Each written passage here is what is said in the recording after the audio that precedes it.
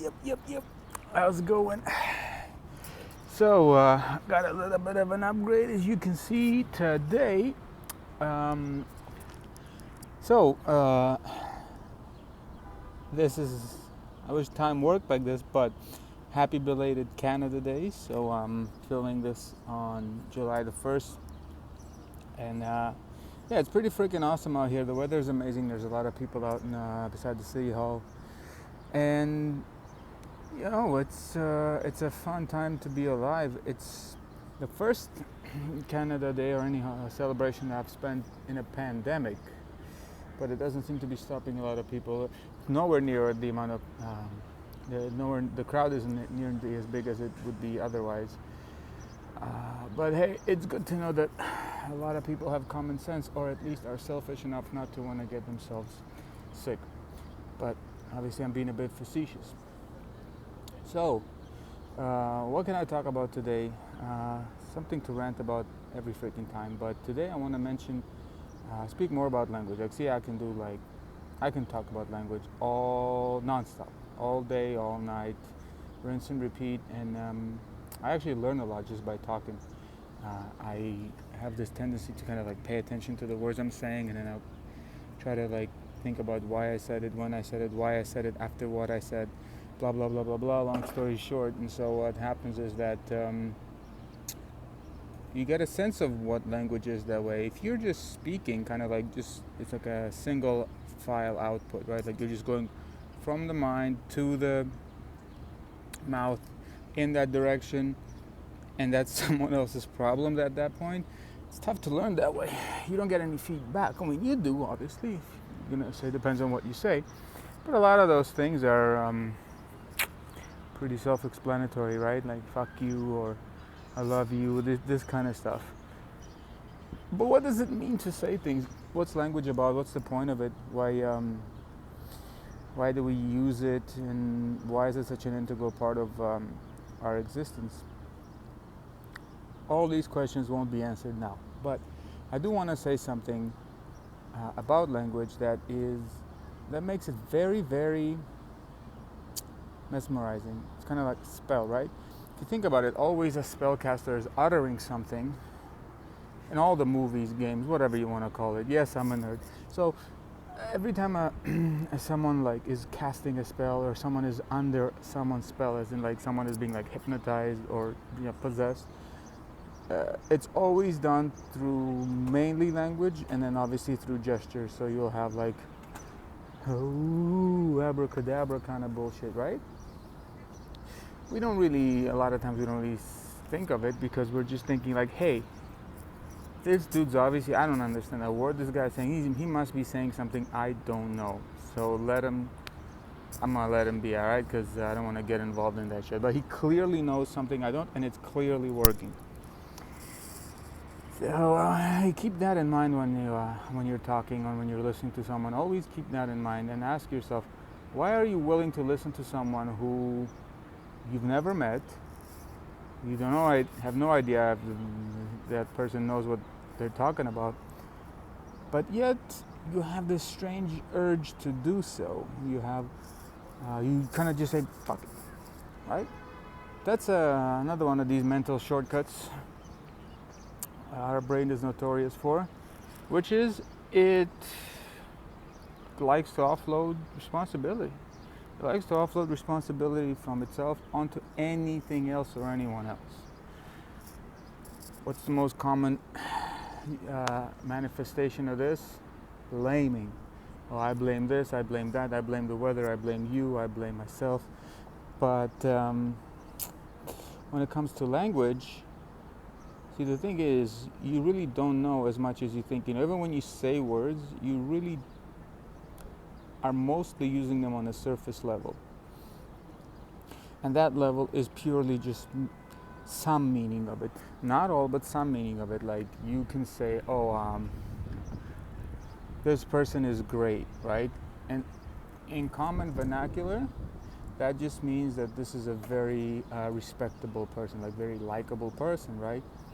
Now you have like the more literal meaning, which was taught to us like, at language school, university, that like you're using great in essays, usually means big in size. So that right there tells you something much more specific about great, let's say, than what you're using it for, which means this, my bike is great, let's say.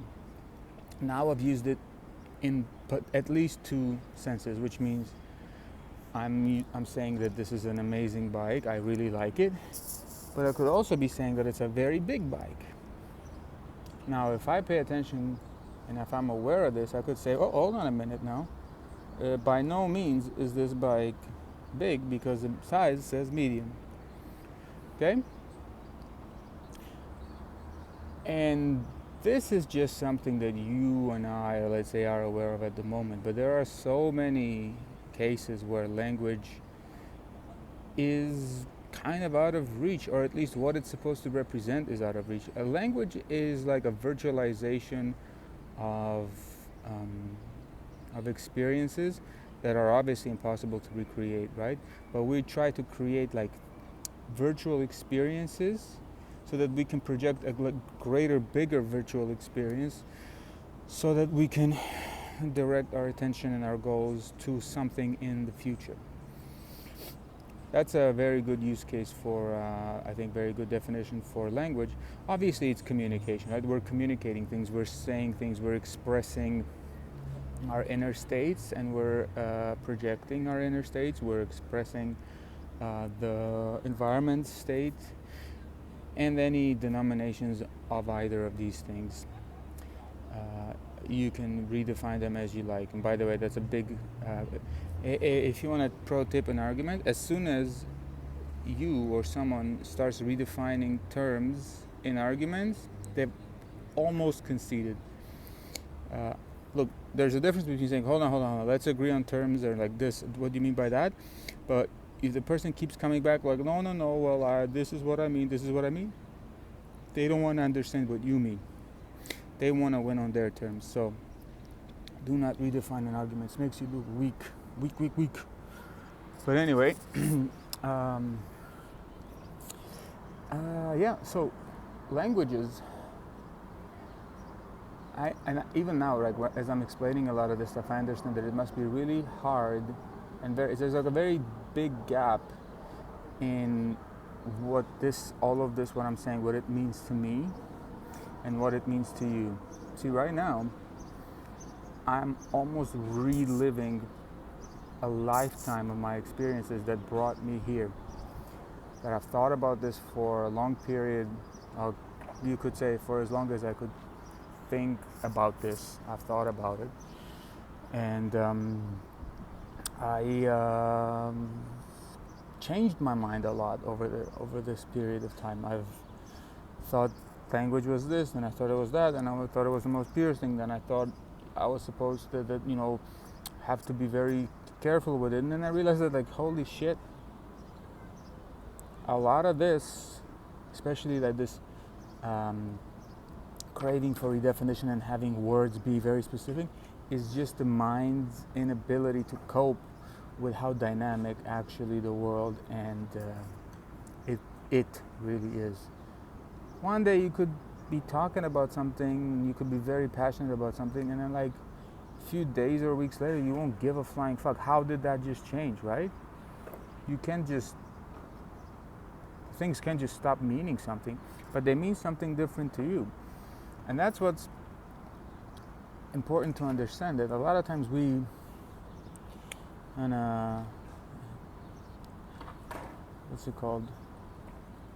enforce our feelings onto others, and we enforce our experiences onto others, and we get upset when they don't reciprocate what we're trying to express. But you have to understand that your language is pretty much almost uniquely your own. Now, when people speak, they generally tend to understand each other. But how well they understand each other is a very few questions away. You can test this for yourself. You can be talking to someone and you can be getting positive feedback, like, yeah, they're verifying this, they're verifying that, yeah, this, I did this, oh my God, totally understand, and it happened to me too. And then you can ask them, you can be kind of rude about it too, right? You can assume a little bit of a dominant position, like, but do you though? well, how about this? Like when I said this, what did you mean by that? And you will be surprised that what you thought they understood by what you're saying isn't what you thought they understood what you were saying. Long story short, you also project meaning onto the other person. You have to give them the benefit of the doubt and have like a vote of confidence in them that they will understand what you're trying to say. But you would be surprised, especially considering language and how dynamic English is specifically, that people won't see one-to-one with you. You have to take the initiative to keep cross-checking these conversations. You have to take the initiative to keep kind of pinging the idea back and forth, especially the main idea that you're trying to convey. So let's say if you're talking about weight loss with someone and you keep saying like, well, yeah, calories are a very important measurement of calories, and you have to kind of like follow up on it later. So like, you know, when we like, how many calories do you eat? And they're gonna be like, oh, I eat this much and blah blah blah, and you can be like, well, you should be cutting it down to, let's say, this many, right? But then you could be getting really, like, you could have been getting like very positive feedback in the beginning, and I'm speaking like actually from experience, where they'll be like, oh yeah, totally, like fully agree, yeah. And then you're gonna bring the same idea up, repackaged a little bit differently, and they'll be like, oh, no, actually you can do that. Actually, no. That's where you know that the person didn't really get on board with what you were saying. But that's okay. See, it's frustrating in the beginning, and you have this instinct, well, like, what the fuck, but they should, you know, like, it's theirs, or like, why are people so careless, sloppy, blame someone, something. But people are what they are, and if you want to keep the blame game up, yeah, you can all day long. You're never going to win. You have to at the end ask yourself, like, do you want to win, or do you want to just be in the race? It gets freaking tiring to be in the race after a while, so you got to start winning at some point. I got to tell you, it's better to win at the beginning, because you can leave the race whenever the hell you feel like. When you're getting closer and closer to the end of the race, you don't have much choice, kind of. You quit prematurely, or you know. So yeah, what's all this kind of, can I give you a TLDR on this and like summarize what I was trying to say? Because I will admit I've been bouncing between topics, and I tend to do that. Like, I don't treat these kinds of videos very formally, but again, I also don't hold back on some of these things, because I hope that if you find any of this interesting, you don't just give it one go. You kind of like follow some of these chains of thoughts, like notice the jumps, notice where things go from which point to another. But if I'm just going to bring this back to what I was trying to say is, if you want to say that you know something or that you understand something, you need to have an intimate knowledge of the language. So not only must you know the words, their various permutations, their histories, and how they've changed over time and where they're at now, and even how they're going to be trending later,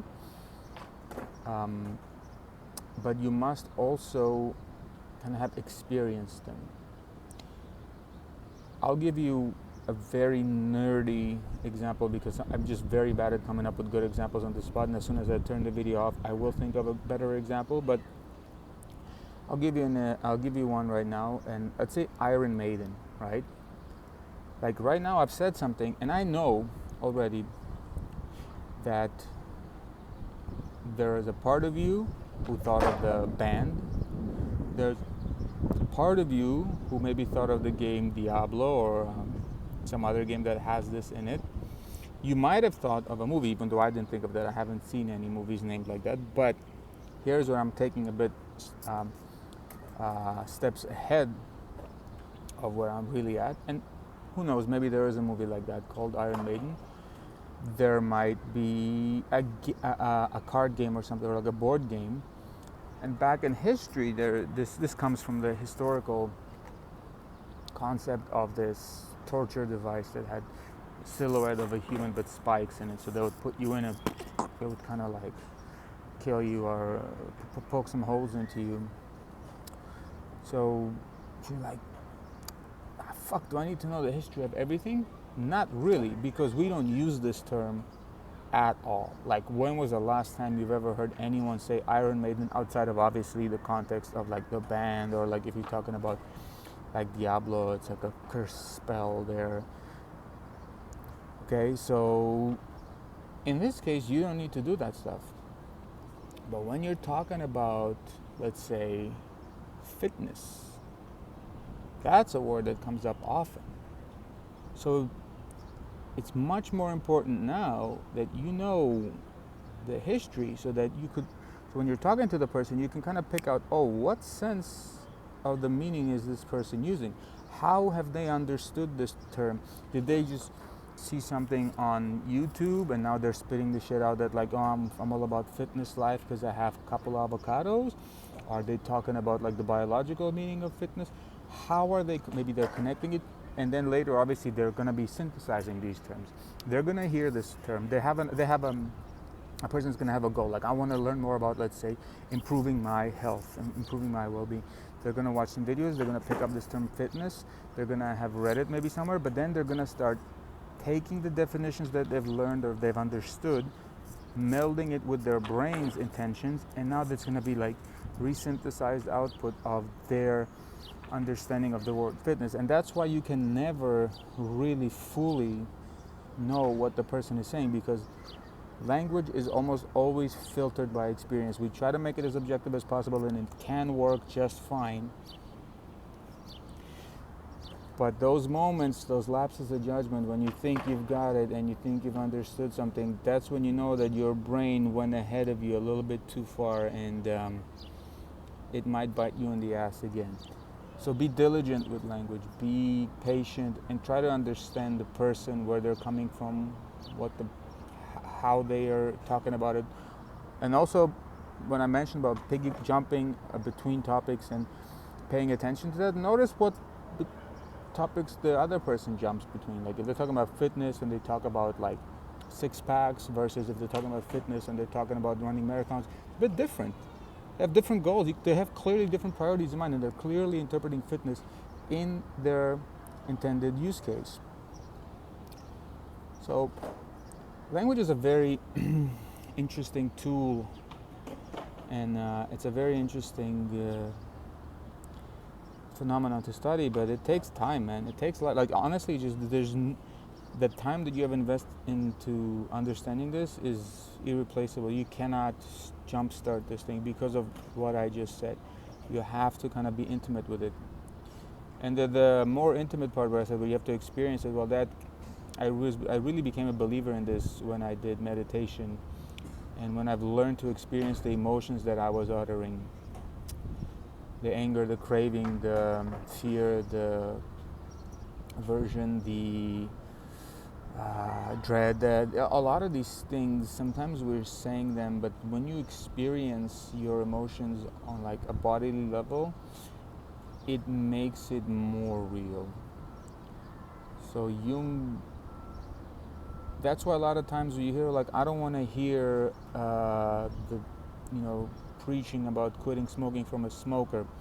In a way, what they're saying is that you haven't experienced the act of quitting smoking, right? Like a lot of times people don't want to take fitness advice from obese people, because like, can you at least try to do it first?